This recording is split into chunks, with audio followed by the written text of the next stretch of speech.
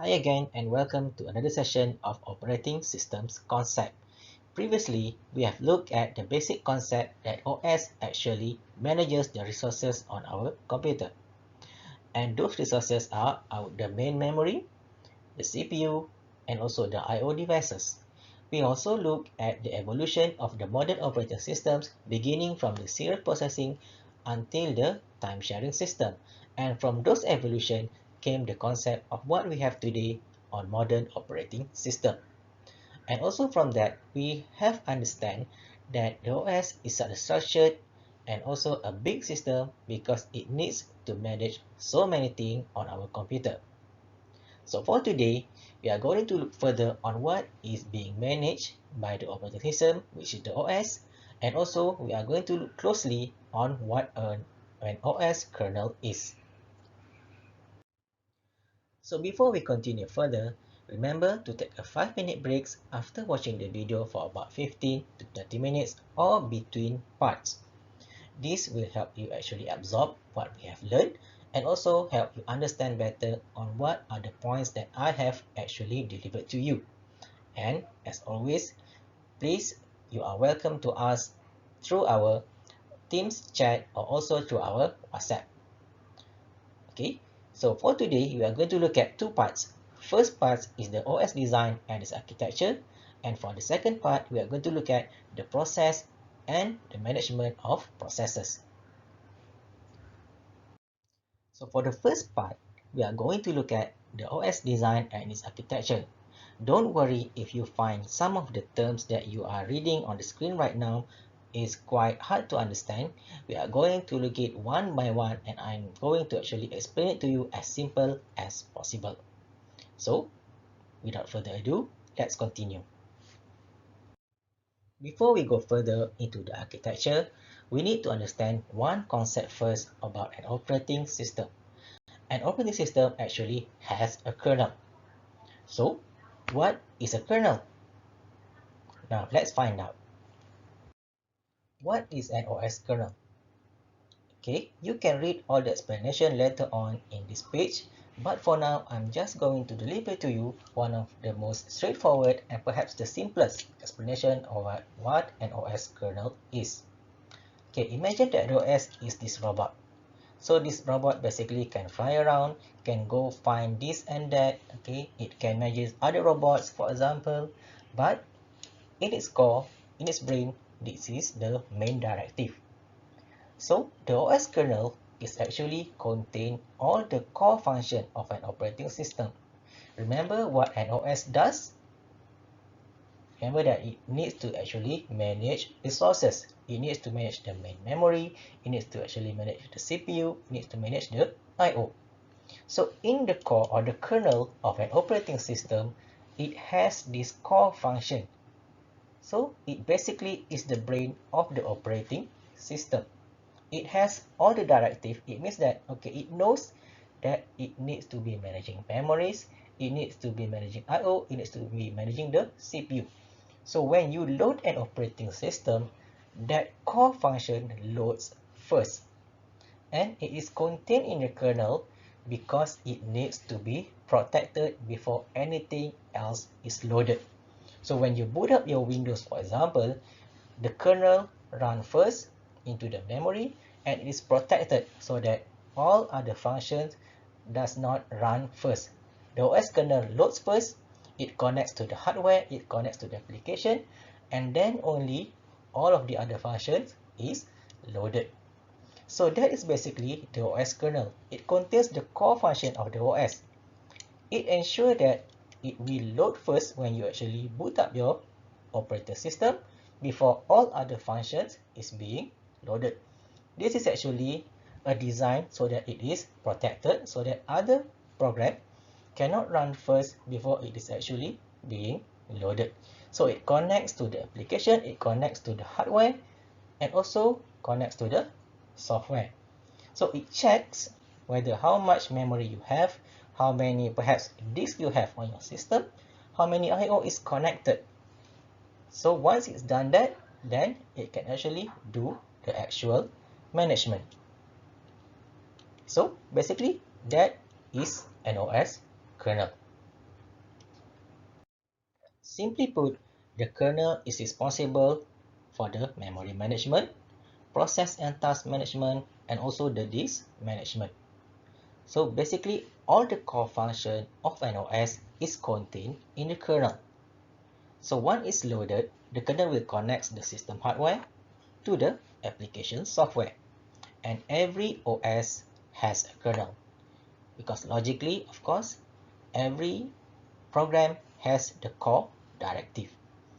And remember that an OS is also a program. So I hope you get this concept of the OS kernel. And basically, the OS kernel contains the basic function of what an OS needs to do. It needs to actually do memory management, process and task management, and also disk management. That is an OS kernel function. Having said that, we move further to the modern OS operating system architecture. So first of all, we look at the microkernel architecture that we have in modern operating system. So basically, in modern operating system, we have the capability to design an OS that assigns only a few essential functions to the kernel.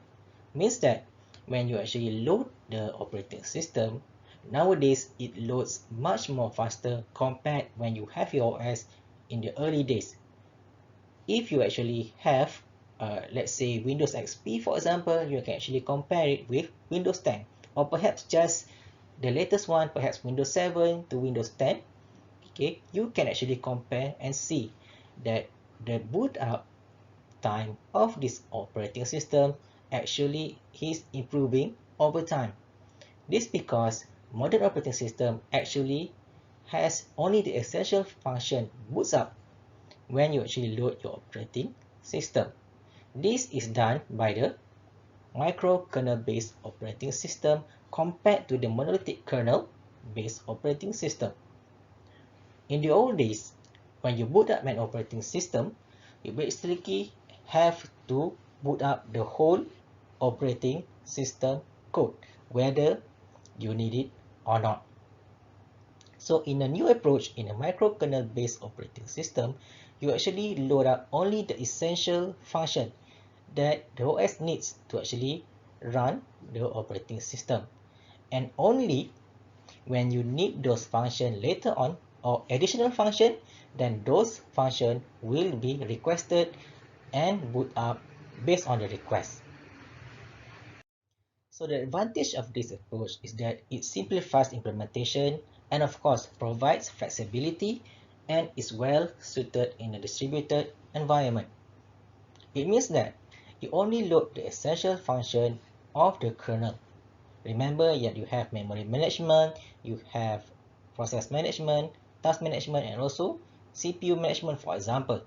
So it only loads the core function without actually loads all the unnecessary codes at the beginning of the boot up of your computer. So basically, when it needs the function later on, it will call upon it and it's based on the user's request. And why is it well suited in the distributed environment? Because for example, you have so many users inside your system. So each of your users have different requirements.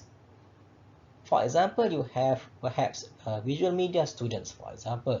So you use perhaps much more graphical related application, while perhaps system networking student, perhaps they are used to more programming and perhaps more processing or more IoT devices, for example. And for cybersecurity student, perhaps much more on forensics application, perhaps much more on firewall setting, for example. So each of these users have different needs.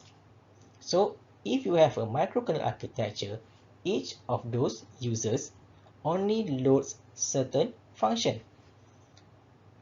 And not necessarily everyone will use the same function. So this is the advantage of the microkernel approach, where users only loads the task or the function that they want only when they want it. Compared to the previous approach, where whether you want it or not, all the functions are actually bundled and loaded during the boot up of your system. So this slows down the loading time and also consume much more space. So the advantage of the microkernel architecture is it simplifies and speed up the implementation, and also it can customize the loading time or the loading of function based on the request of the process during the time of execution. So that is one advantage of the microkernel architecture that we have nowadays in modern operating system. Another advancement in modern operating system is we have multi-threading. What multi-threading is, basically, okay, imagine again this robot again. Okay, so it has eyes, okay, it has the hands, for example, it can fly. And these are the function of this robot. So by having multi-threading, okay, it can divide the processes. For example, the process of actually monitoring the environment. So what constitutes the process of actually monitoring the environment? Perhaps you can actually analyze the air, for example, look at objects in the environment, for example, look at the weather. Those are the thread in the process of monitoring. So the bigger process is monitoring, while the smaller thread are the sub-module that supports the monitoring process. So the process is actually what are the commands that needs to be executed or being executed. And then the thread are the sub-processes. These are the concept of multi-threading. You have the process that can divide the job into smaller modules so that it can be much more manageable, and perhaps while it is waiting for the input from other sub-processes, it can do, or the CPU can do other things. So we will actually look at this concept of multi-threading later on in the later chapter. Okay, but for now, you just understand that the concept of process and multi-threading is that it enables the process to divide itself into smaller tasks that is much more manageable and much more easier to track.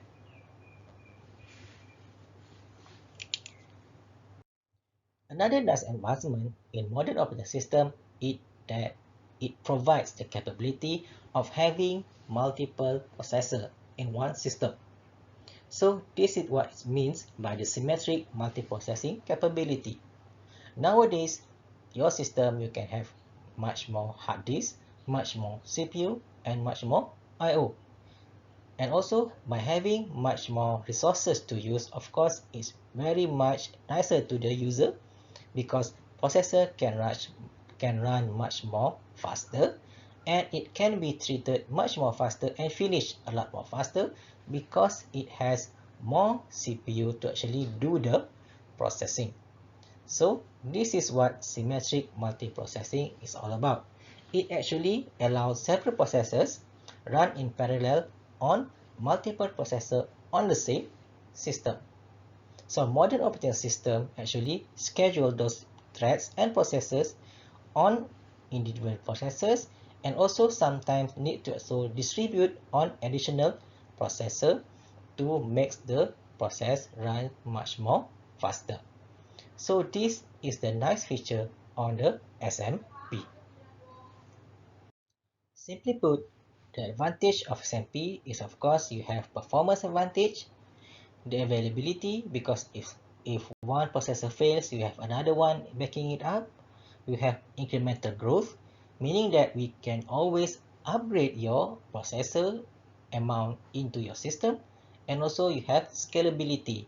It means that depending on your needs, you can also customize what type of processor that you want and how many processors that you can put into your system.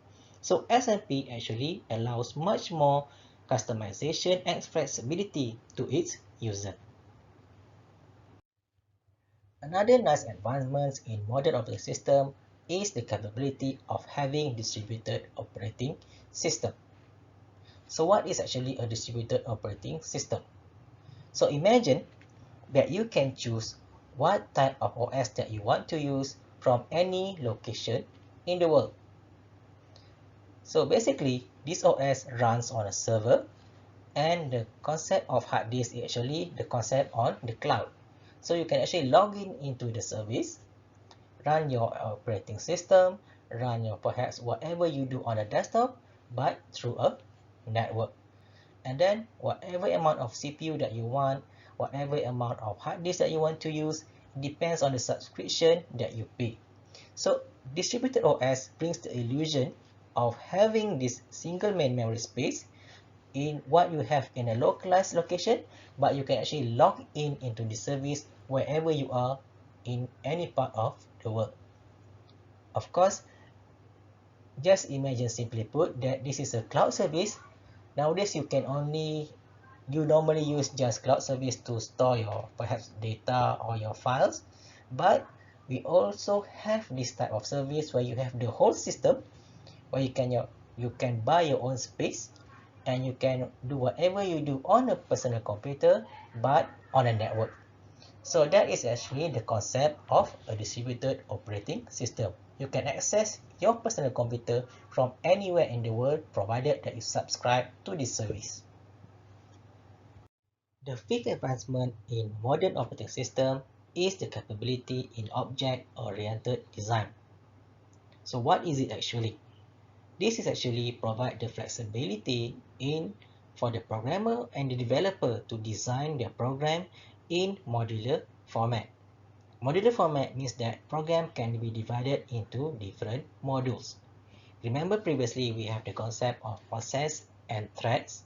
So by having the process and threads, and also the concept of object-oriented design, this enables the programmer to customize the operating system, and also whatever program that runs on the computer, it can run in different modules. So this also helps the development of multiple parts of the operating system. Remember, in your operating system, you have the memory manager, you have the task manager, you have perhaps also the I/O manager.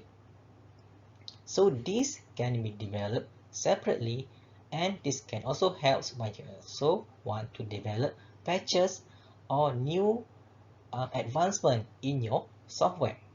So it can be done separately and perhaps not all at once. So even when you are running your operating system day to day, it can be constantly patched and improved, whether you are using it today or perhaps tomorrow. And you can even schedule the update based on the needs that you have. Perhaps you just want to update one portion of the function in your OS, then you can also choose which function to update. But of course, this does not actually true if it is a critical process. If the process that is updating is a critical process, then by hook or by crook, you need to actually update it and not have the capability to choose what to update. But what you need to know is the OS object-oriented design capability helps developer to actually ease up the process of updating and perhaps improve certain processes on the operating system. Alright, so I think for now we can take a 5-minute break before we continue to the next part. So look at the notes again and look what we have gone through in the first part of today's chapter before we continue to our next part on the process.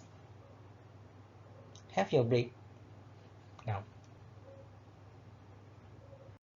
Now we move forward to chapter 3, which is about process description and control. Now here's a summary of earlier concept.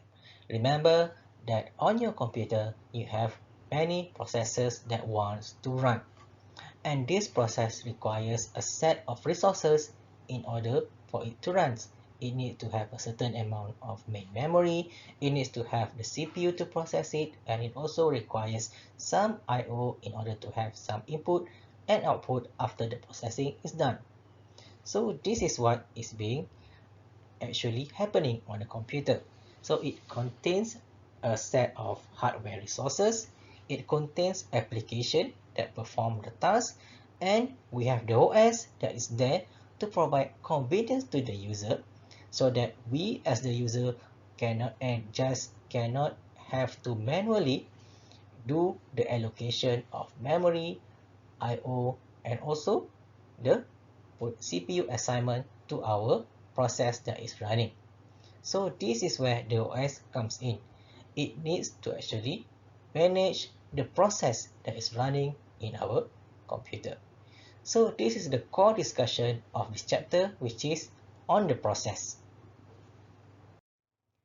In order to make sure that the process can run smoothly, the responsibility of the operating system is to ensure that all the resources that is requested by the process is given on a timely basis to this multiple application that wants to run. And during the execution, the CPU needs to actually switch among the multiple application to ensure that it is processing all the tasks that needs to run. And also lastly, the processor and I/O devices must to be ensured to be working efficiently and on a timely manner. So this is the responsibility of the OS in managing the multiple processes in the system.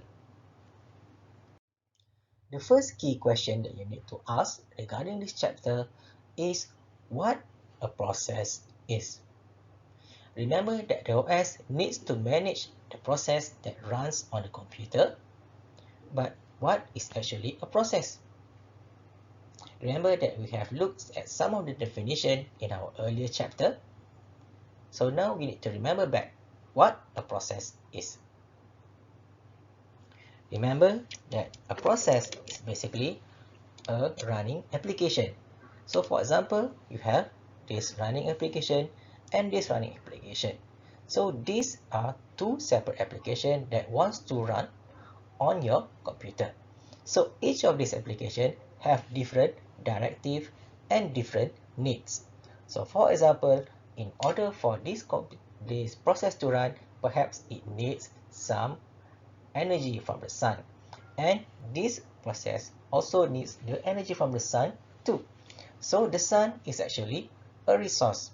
So how does it get the energy from the sun? It needs to recharge. It needs to be plugged in into the charger, for example, or it needs to actually be at the location where the sun is there, then it can actually recharge. But for the location for the charger, where is it? Then it must be allocated to the process so that it can go to the location where the sun is actually shining. So that is the task of the OS to ensure that these processes can get the resources that it wants when it wants it. And each of these process have their directive, have the context of the running program. It has certain things that the OS can look into in order to find out what does each process needs to do and what does each process requires. So the task of the OS here is to understand each of these process, what it wants, how many resources that it wants, and what process that it needs to run, so that it can plan ahead when the process enter into the system. It send the request to the OS, then the OS actually can understand, okay, these two process, what it needs, and then how to allocate the needs for these two processes. So that is the core function of the operating system, to understand what the process needs and then give to this process what it needs on a timely and efficient manner. So each process have their execution context. So what is actually an execution context? So we will look at that definition later on in later parts of this chapter. So in getting to know your process, first of all, there are two essential elements of a process. First of all, you have the program codes. Remember, as a computer science student or an informatics student, you are actually writing the codes of a program. So these codes actually will be compiled into an application. So these are the first essential part of a process, the codes. What it needs to do, okay, how does it do it, okay, how does it actually store data, for example, where does it need to be stored, okay, it is defined in your codes. And then the second part in the process is actually a set of data that is actually associated with the set of code. Remember, when you write a program, you need to actually define the variables, for example, and the database, for example. So these are the two essential elements in a process. It needs to have a proper code, and then secondly, it needs to have a properly defined variable or set of data that it needs to actually process. So these are the first part of the elements of a process, the code and also the data that it needs to actually process. Now, once we have the properly written code and also the data is properly defined, next we need to execute the code.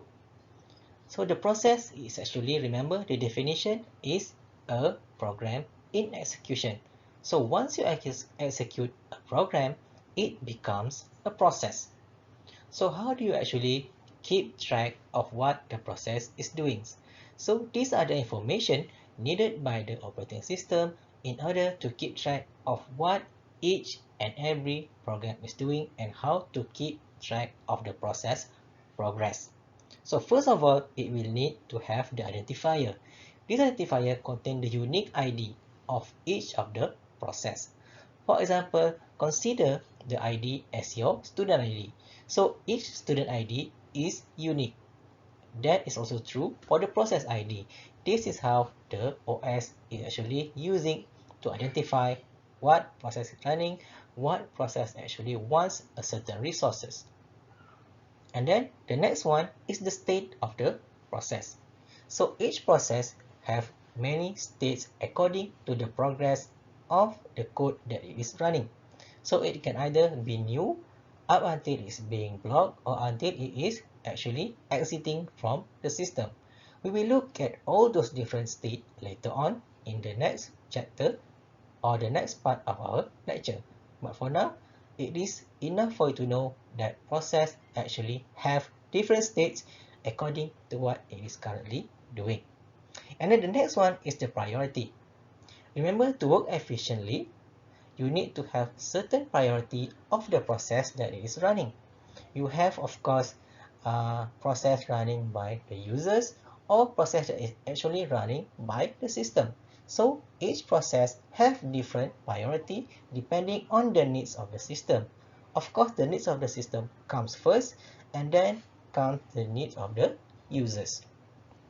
The next one is the program counter.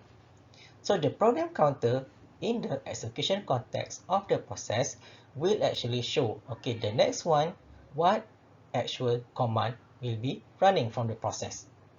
So this helps the OS to actually determine in advance the next step for the process, what it wants to do. So after this instruction, what will be the second instruction? What will be the next? So this is the function of the program counter. And then the next one is the memory pointers. Remember, when the program actually needs to execute, you need to actually load the program into the main memory, which is the RAM. So each code that you actually load have the location in the memory, because ideally in your memory you cannot have a long storage of code that can actually load your process, because ideally sometimes the memory are fragmented and then your program codes will be scattered in the memory location. So by having the ID and the memory pointers, the OS can actually find, okay, for this process, where is it actually located now in the memory that you have already allocated it to. And then the context data. So the context data is actually telling the OS currently what is it doing. Okay, what command is it currently running? What resources that I'm currently actually having possession of? So that is the context data. And then you have the IO status information. So this tells the OS, okay, what I/O device does it need, what I/O device does the process have in its possession, or what is it currently using. So that is another portion of the context information. And then the next one is the accounting information.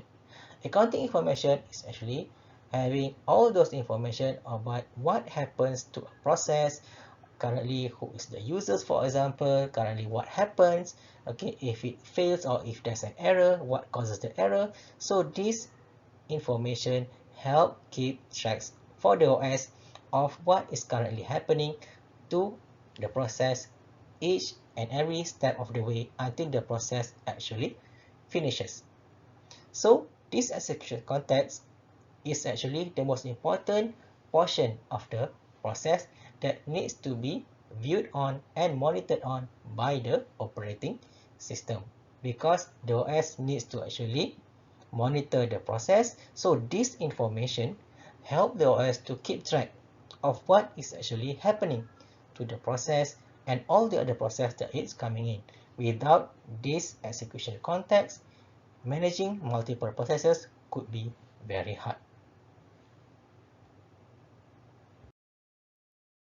So all those important process elements are being stored in a very important data structure known as the process control block. So this process control block, or the PCB, is being used by the OS in order to manage multiple processes. So this also determines when a process that is executing can be stopped, can also be blocked, or can resume its operation. It also determines when a process can actually gain possession of the requested resources, and also when it must release a certain resource that it has to another process.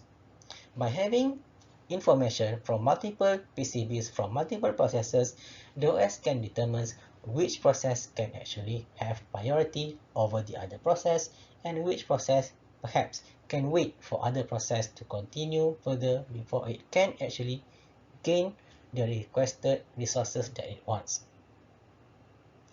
So by that we end this part. So make sure you get all the important key points of this part, which is what are the process, what are the process elements, what is the role of the PCB in order to help the OS manages multiple process. So by that I end this part, and then we take a 5-minute break before we continue to the next part. So on the previous part, we have looked on the different process element which builds up the process control block. So whatever information in the PCB or the process control block is being used by the OS to decide what to do with the process that comes in. So the decision of the OS will determine the process states that comes in from the very beginning of its entering the memory up until it is being released again into the storage. So what are those states and what actually determine those change of states, and where is the location in between those states for a process? So now we look at what happens when a process changes from one state to another. Another important task that is being done by the operating system in order to manage process is the task of process tracing. So what is being done during process tracing is that the OS will use all the information it gets from the PCB, and then it will determine what happens to a process and what is the state of the process from the very beginning until the end of the execution. So basically, for process tracing, it is containing all the information or sequence of instruction executed from the process from the very beginning to the very end. So remember, we have the codes, we have the data information, we also have the PCB information. So these three very important information is being used by the OS in order to trace what happens to a process. So one important element of modern operating system is the ability to switch or execute between multiple processes. Remember, modern operating system have the capability to execute multiple programs at the same time. Okay, so in order to have that, the OS actually needs help from a very small program known as the dispatcher. So the role of the dispatcher here is to actually switch around the processor between one process after another, okay, and is determined by whatever the process has declared to the OS. So for example, there are three processes coming in. So process 1 will declare, okay, I have this set of codes to be executed. Process 2 also comes in, okay, I need this set of instruction to run. I require certain use of memory, certain use of IO.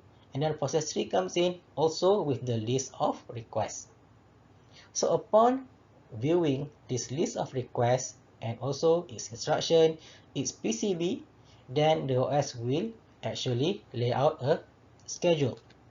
So this schedule will be used, okay, and then it will be determined, okay, when does a process 1, for example, actually execute? When does process 1 actually gets a certain resource? When will process 1 actually is being treated by the CPU?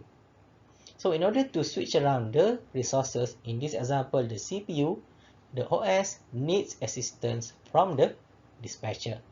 So this dispatcher will help to actually switch around the processor from one process after another, okay, based on what is defined by the process when it actually enters into the system. So in order to demonstrate the role of the dispatcher in actually assigning processor to the multiple processes, so we look at this example. So here we have this dispatcher and we have three processes that is residing in the main memory. So actually before process A, process B and process C actually being assigned to this allocation in the memory, they actually have to declare their PCB and also their instruction and data association. So once OS have that information, it quickly assign the process A, process B and process C into the main memory. And as you can see here, the dispatcher is already there that is residing in the main memory because it is an active process that is requiring in order to assign whatever resources needed by process A, B, and C from start to finish. So now we look at the process trees for process A, B, and C. So based on this diagram, you can see, okay, earlier we have the dispatcher. Okay, this is the memory address for the dispatcher in this example, begin from number 100. And then we have process A, meaning for process A, it from address 5000 until 5011. Okay, and then we have process B residing in address 8000 until 8003, for example. And then we have process C, which is residing in address number 12,000 until 12,011. So we have three processes, okay, each with a different set of trace address, okay, corresponding to certain number 5,000, 8,000, and 12,000.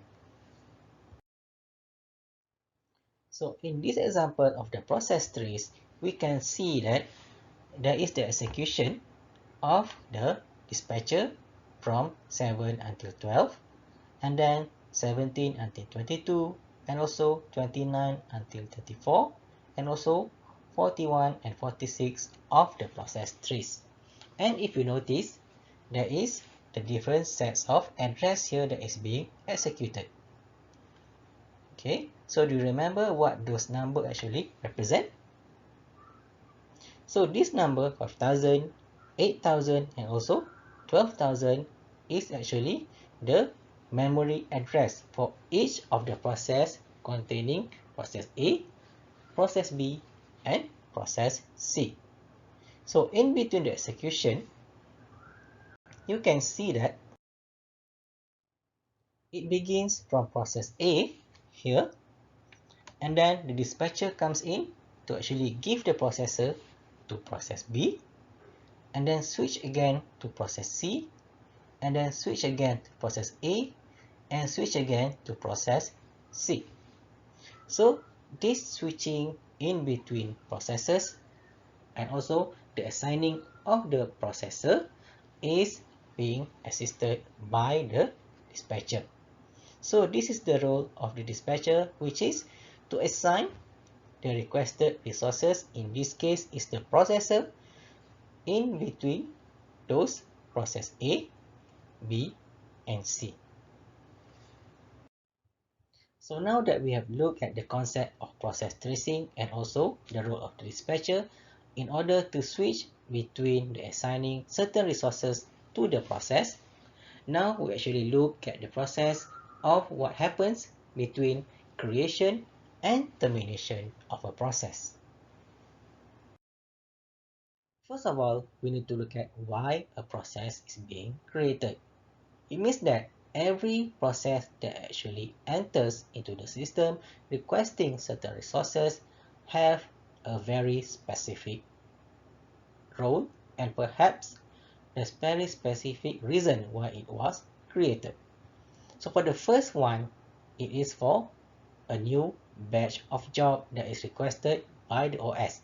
For example, when you actually boot up your system, so suddenly there is a certain process that is being listed by the operating system to run certain diagnostic tasks. So these diagnostic tasks usually are a certain batch of job that is created by the OS. So that is one of the reasons perhaps those processes are created. Secondly, for example, you have an interactive logon. So user logs on into the system, then you have a set of process to support that action from the user. Third, you have certain services that is requested by the OS itself. So it runs certain diagnostic, it runs certain scanning. That running of those processes are one of the reasons the process is created. The OS specifically want to run those instructions, and those running instruction is also defined as a process. And then lastly, it is spawned by existing process. For example, you are writing your Word document, and then after that you want to actually print out whatever you have actually typed or saved in the Word document. So by pressing print, you are actually spawning another process to do another task. So those are the reasons why processes are being created, and also one of the reasons that OS must actually assign certain resources to those processes that are created in order for it to successfully execute and successfully end whatever that it is intended to do. Another concept of process creation can also be known as process spawning. So spawning is a result when an OS actually creates a process at the explicit request of another process.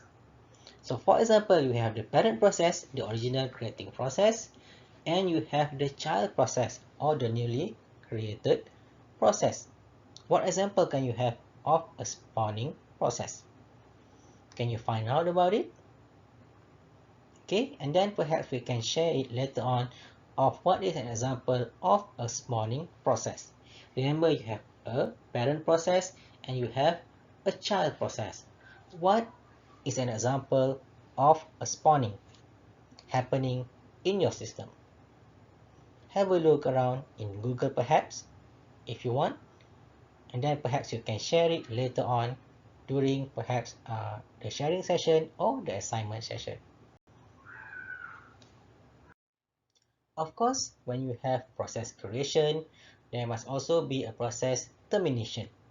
So what is actually happen, or what causes program to actually terminate? Of course, the most plausible or usually the most basic reason is that because the instruction has already finished, and then whatever it wants to do is actually being done. So it can be requested by the OS to actually stop or terminate the process. And also sometimes they have an interactive request by the user to actually terminate a process. What example do you have about the user interactive interaction to actually terminate a process?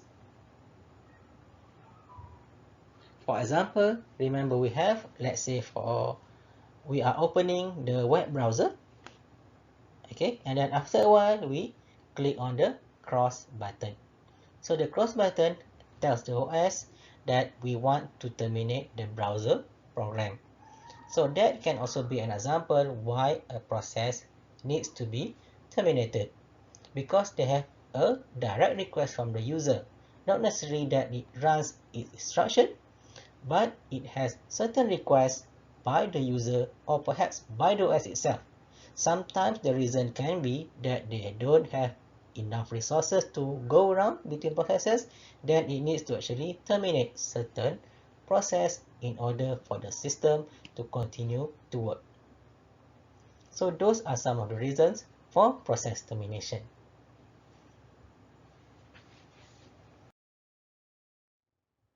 This table shows one of the common reasons for process termination.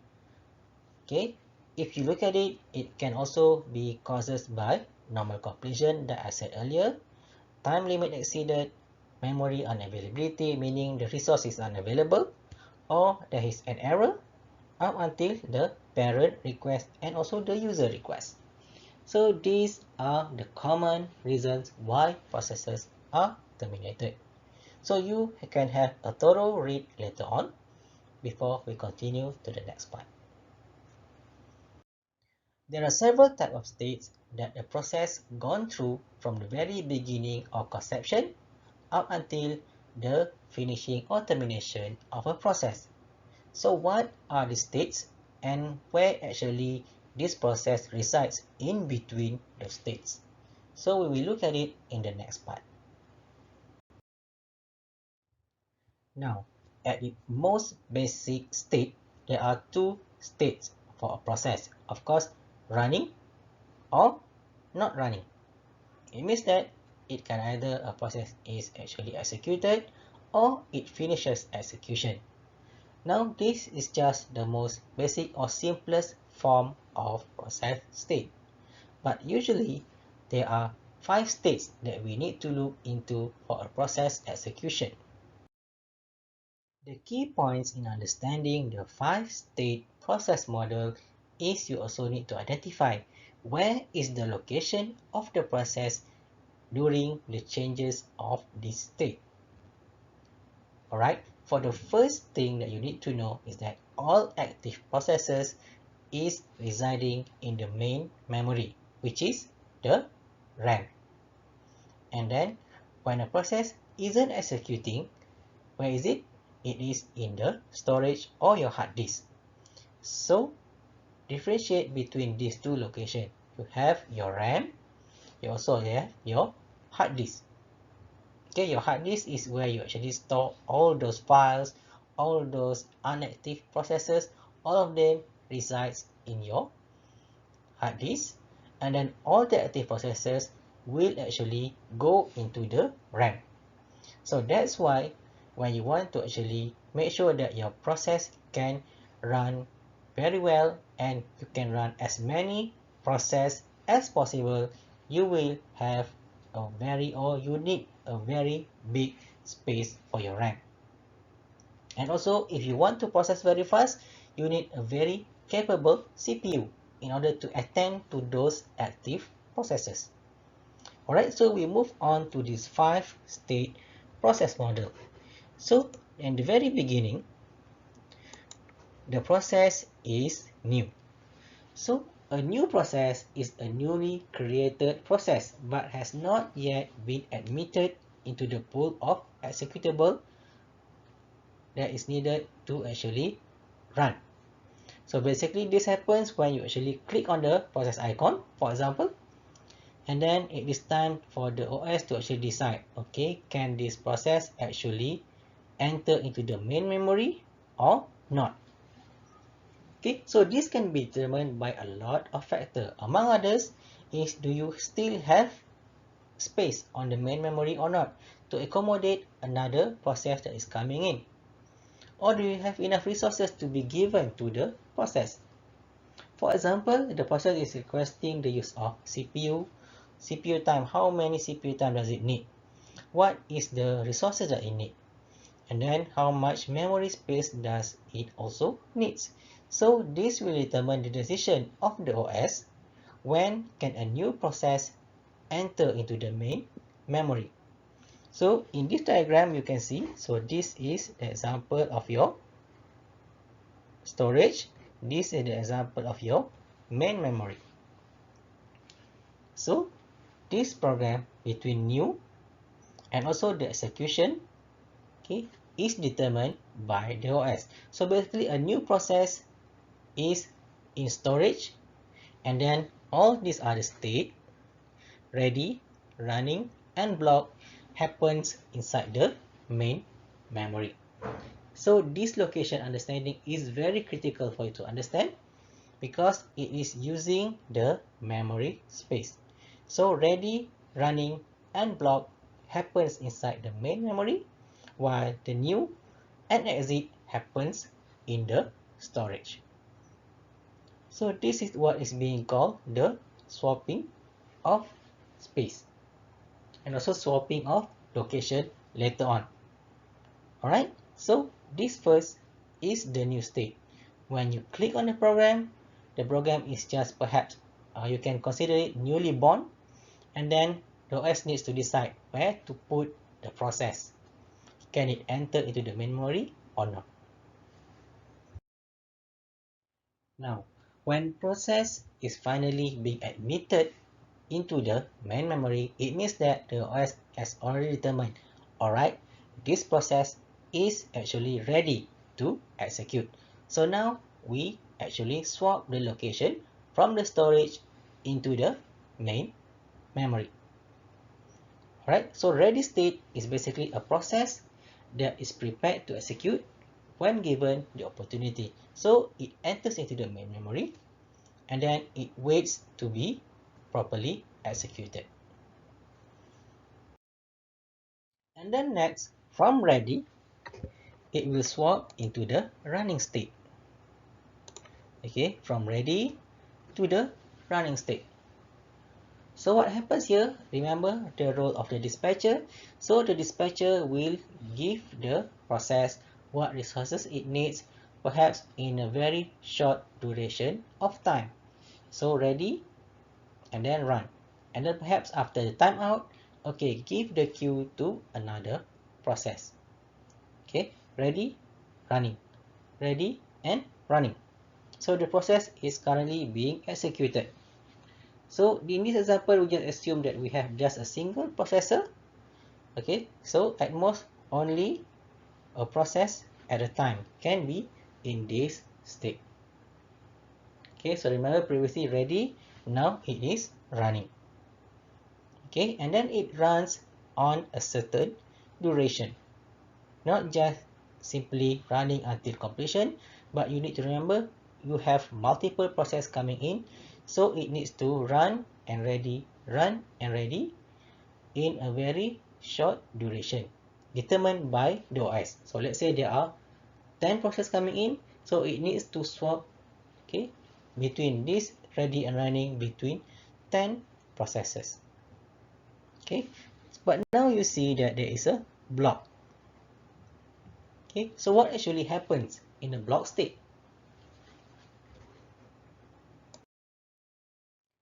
So what causes a process to be blocked?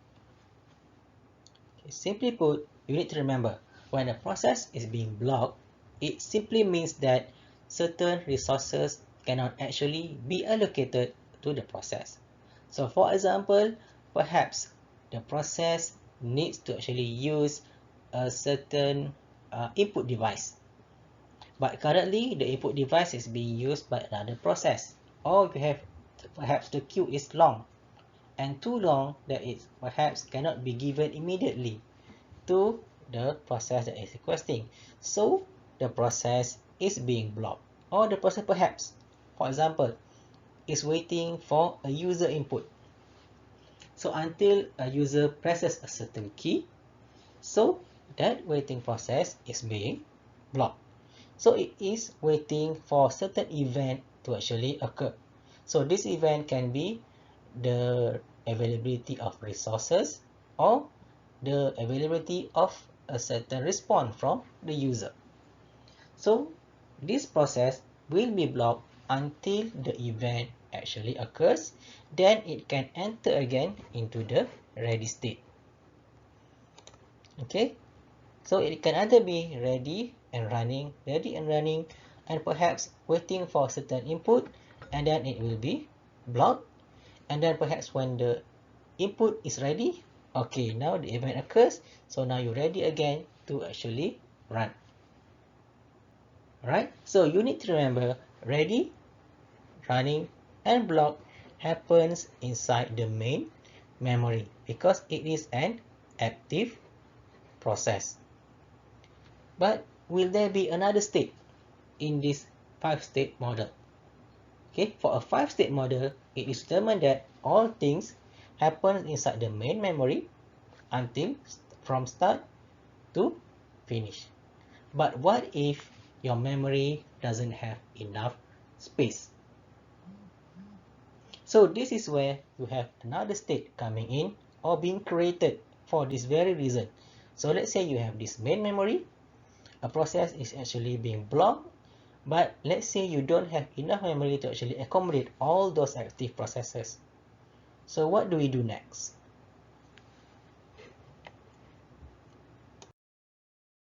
Before we go into the extra state there, we actually finish up on this 5-state model first. Okay, so in a 5-state model, basically after ready, running, block, and also ready and running, and basically in the end the program needs to terminate. So for the final stage is actually the release of the process, meaning from the main memory it is released back into the storage. So that stage is the exit state. Now, just for example, we look at this executed model for a process state for process A, B, and C. So in this sense, we see that, okay, there is the swapping between processes. So you can see the diagram there. It means that, right, the blue one means that the process is running, right? And then the gray means that the process is ready, and the dark gray means the process is being blocked. Alright, so for example, you have a running program, process A, and after a while, the process is interrupted, and then it needs to be ready. Okay, process A run, and then process A ready. And then it run again, and then it is ready again. And then in between the ready state, you see that, okay, while process A is running, process B is ready, and also process C is also ready to run. And then after the process A enter into the ready state, you see that process B is now running, and then after a while it is waiting for a certain input, for example from the user. So you can see here it is entering the block state. Okay, so perhaps in this example it is waiting for a user to enter a certain keystroke, and then while being blocked, you can see that process C runs, and then after a while it is being timed out, and then it's ready again. And at the same time, you can see that the control or the processor returns to process A. So this is just an example of an execution of what happens between just 3 processes. Just to show you what happens between 3 processes and the changes of state between these 3 processes, and also the role of the dispatcher here is to give the CPU time between A, B, and C, and then it will continue until all the instruction is done and the program terminates and ends. So how does an operating system actually manages the transition between the ready, running, and block state, for example. So in this diagram, we show perhaps in this system, we have a 2-queue system. 2-queue means that we have the ready queue and we also have the block queue.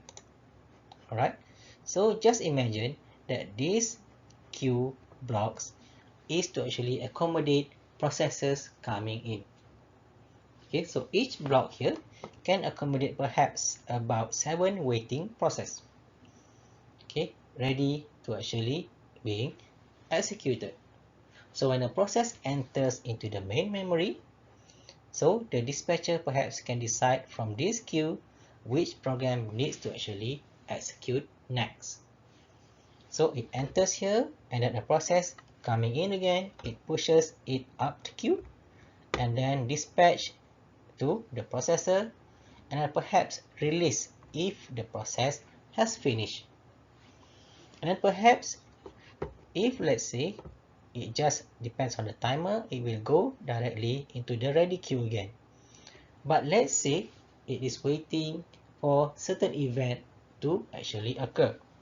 So it will go into the block queue and actually wait there until the event it is waiting actually happens. So let's say in the set of instruction, it is waiting for the user to actually enter certain data.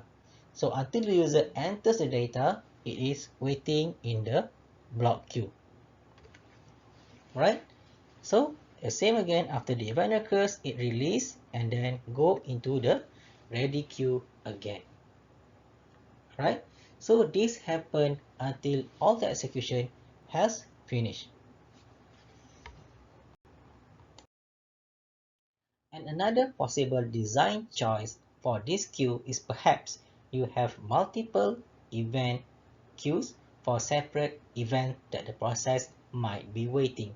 So for example, event 1 is perhaps a user input, and perhaps event 2 is after a certain file has been printed, and event 3 perhaps it is waiting for the resource to be released.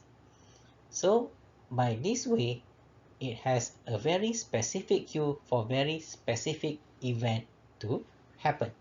It depends on how you actually want to design your waiting queue, and also design on perhaps how efficient you want the OS to be.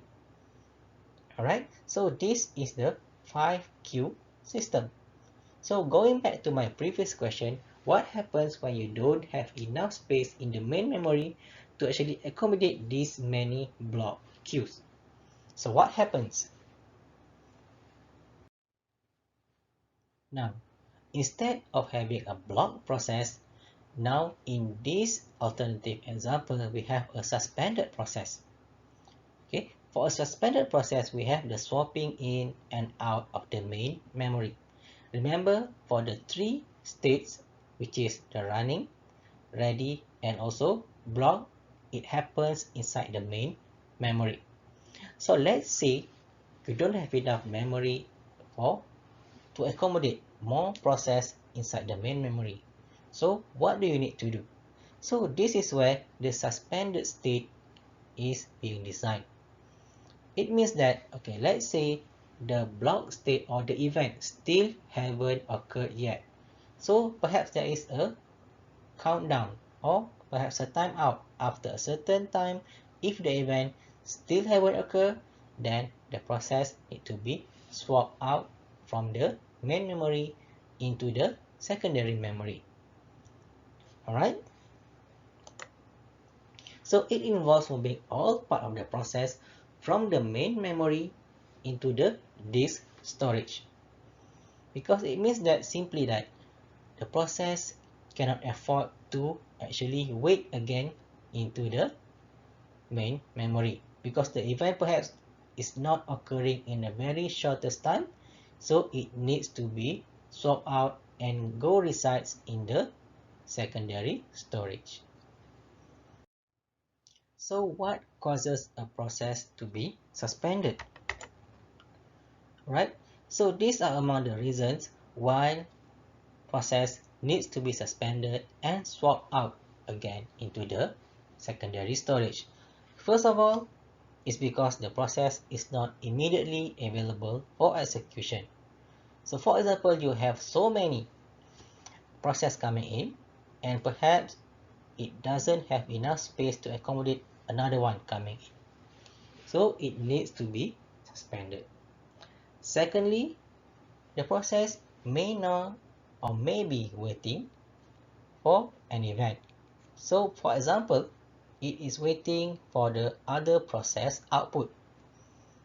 Okay, and then that other process is also waiting for another user input. So it is actually determined or actually relying on other process to actually finish. And of course, it because the resource it wants is not immediately available. The third one, the process was replaced, okay, by an agent. Okay, it means that there is explicit request by the parent process for the process to be suspended, or perhaps the user wants to actually suspend the process. For example, okay, you are running perhaps a movie program, and then the user perhaps forgot that it is running the movie program and continue to work on other process that is running, perhaps it running the word processing program. Okay, now smarter OS nowadays, it can actually have a certain countdown. So when a certain process has been timed out by the user, it automatically will enter a sleep state.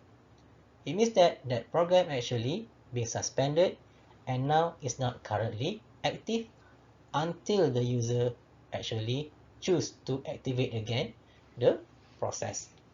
So this can also cause the process to be suspended. And the fourth one, okay, the process may not be removed from the state until the agent explicitly orders the removal. It means that something happened, the event doesn't occur, and then the software agent decides, okay, this process needs to be suspended because it is not active, or perhaps a certain resource that is needed is perhaps causing error. So before that error can be resolved, the process is suspended and not activated before the OS can decide what is causing the process not executing. Okay, so these are the four reasons why some program sometimes enter into the suspended state. So where does the suspended state fit into the 5 model state? So earlier we see that we have the ready, running and block state, where we have the active process in the main memory. Alright, so let's say the event still is not occurring and there is a certain timeout for that process. So now the process is being swapped out and actually moves into the secondary storage, which is your hard disk. So here it happens in your hard drive, and this happens in the main memory. So you have the active condition, the ready, running and block inside the main memory, and let's say a program still cannot continue to actually run, so it is being moved to the suspended state until it is activated again or the event actually occurs for the suspended process. Now, other suspension state can also be a to suspend state, where you have the ready suspend and the block suspend. Okay, so it means that there is a queue to actually have the block suspend state and also the ready suspend state. It means simply that, okay, after the process is being blocked enters into the secondary memory, it is then being blocked first until the event is actually being confirmed that it actually happens. So once that event happens, the block suspend actually moves to the ready suspend state and then being ready to be brought again into the main memory. Right? So this is a two suspend state where we have two queues inside the secondary memory.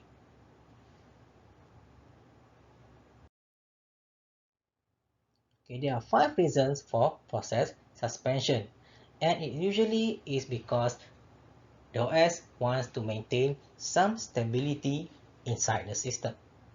So for the first reason is because it wants to do the swapping.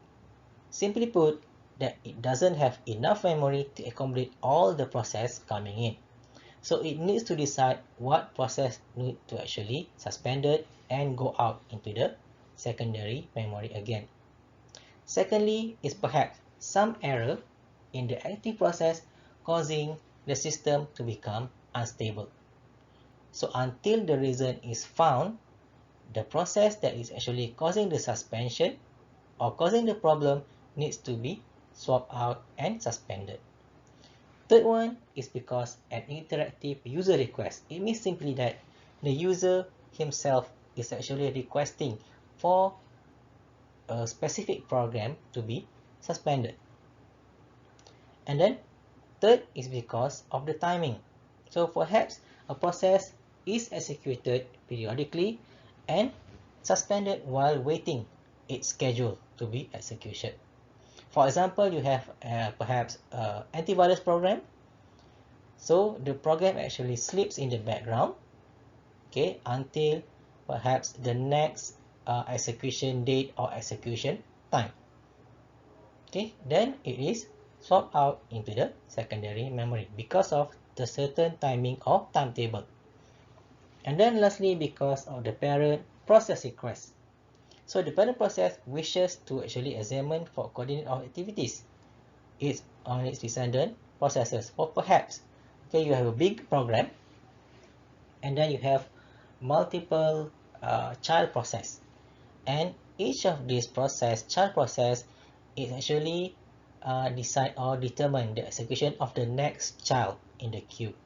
So while waiting for all the child process to actually finish doing the stuff that it needs to do, okay, the process that actually finish the job first actually be swapped out and wait for the other child process to actually finishes the job and then again being activated.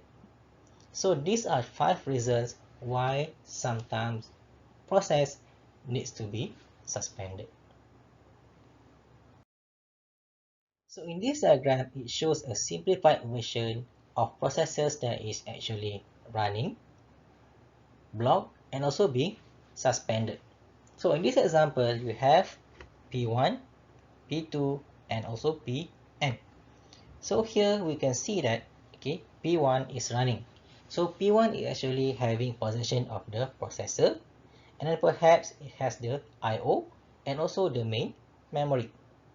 While P2 on the other hand is also waiting for one I/O device that is currently being held by P1, but is holding P2 and also the main memory. And then on the other hand, we have Pn. Pn is waiting for the main memory, but the memory cannot be released by P2 because P2 is waiting for the I/O that is currently being held by P1. So until main memory can be released, Pn here needs to be swapped out and wait outside inside the secondary memory. So this is just a simplified version of how actually process states changes between multiple processes. Now what we have learned in the previous part is that we have many process states, and it's determined where the location is for the process. Either it is in the main memory or it is in the secondary memory. And process changes state, okay, for a number of reasons. So you need to remember that reason. You need to remember the different set of process state, from the very basic running and not running state. And also we have the 5 running state, and also we have the other added the suspension state. So that is for that part. So make sure you catch all the concept there. before you continue to the next part. So take the final 5-minute break before we continue to the next part. So in order to actually efficiently manage multiple processes coming in, another data structure is needed by the operating system. So this data structure contains the process description, and it is called the OS control table. So if you look at the diagram in figure 3.11 here, the name of the table actually corresponds to the resources that process usually are requesting. You have the memory table, you have the I/O table, and also you have the file table. And on the other hand, you also have the process table there. Okay, remember the process when it's coming in, it has the information or the process element in order to keep track of the process state using the process control block. You know the PCB previously? So the PCB there will keep track of the request from the process. So once the PCB is being used, and then this control table, on the other hand, is being used to actually describe what is actually happening to the process. Okay, currently in the memory table, where is the memory location for this process? And in the I/O table, which I/O is actually being used by the process, and then what files are being used by this process that is actually currently active. Alright, so this process is being used by this actual table is being used by the OS to actually maintain control of the multiple process coming in. So you have the PCB, meaning that you have this piece of paper PCB describing, okay, I want to do this. And then, okay, OS actually enters or registers those information. And then it uses this OS control table to keep track of currently what is happening to its resources, which process is using it, where is it using it, and currently what is it doing. So it uses the control table to keep track of what is happening to the process and its request. So for the first one, the memory table, it contains the information about the location of the process. Is it in the main memory or is it in the secondary memory? Okay, so this table must include the allocation of the main memory to the process, meaning how many chunks of memory are given to, for example, process 1. How many does it get? And then allocation of secondary memory to process, meaning after it's being done, where is it stored in your storage? And then the protection being, meaning that once it executed, okay, it must be protected from process 2, for example. So what you allocated to process 1 cannot be used by process 2. It must be protected so that each process cannot interfere with another process execution. And then information needed to manage virtual memory means that inside the secondary storage, so it also needs to actually protect the usage of those memory to the process that you are currently allocated it to. And then the next one is the I/O table. Of course, this is also a resource. So once a process is requesting it and also using it, this table is being used to actually keep track of which process is using which I/O devices and for how long of a time it is using it. So it's basically have the status information of the I/O and then the location, okay, being used for the source of information. So usually, for example, you have the printer. So the printer is printing from where, for example? And it is printing what? Using what piece of paper, for example? So these are the information that is needed or being stored by the I/O table and being used by the OS to actually cross-reference between the process and also the I/O device that is being used. The third one is the file tables. Remember, we have so many file types nowadays. We have the FAT32, NTFS, exFAT, and so on. So this type of files and association needs to be maintained by the operating system so that it can store whatever information or result from a certain process from a file and also from the process execution. So this one is actually contain information about file existence, who is the owner, what is the data, what is the metadata, the current status, and other attributes related to a file. And then lastly, we have the process tables. So this is one that is being used to manage multiple processes on a system. So remember, you have the PCB, and then you have the instruction, you have the data, and then this process information is also being cross-referenced to the memory table, the I/O table, and the file tables. And then these all tables are cross-referenced between one another in order to efficiently manage the process, execution, and also the resource that it is requesting and needs. So let's review what we have learned in this chapter. You have chapter 2 and also a portion of chapter 3 about the process. So first of all, we look at the modern OS advancement. What is there in currently the modern OS? Most importantly, you need to understand the concept of the kernel and also the microkernel. And then also, we have the different process states. You have from the very basic 2 states, and then 5 states, and then you have the 6 states process. And then lastly, we look at the role of the OS control table to assist the operating system in actually managing the multiple process. So I hope it has been very beneficial to you to actually understand further how your operating systems work.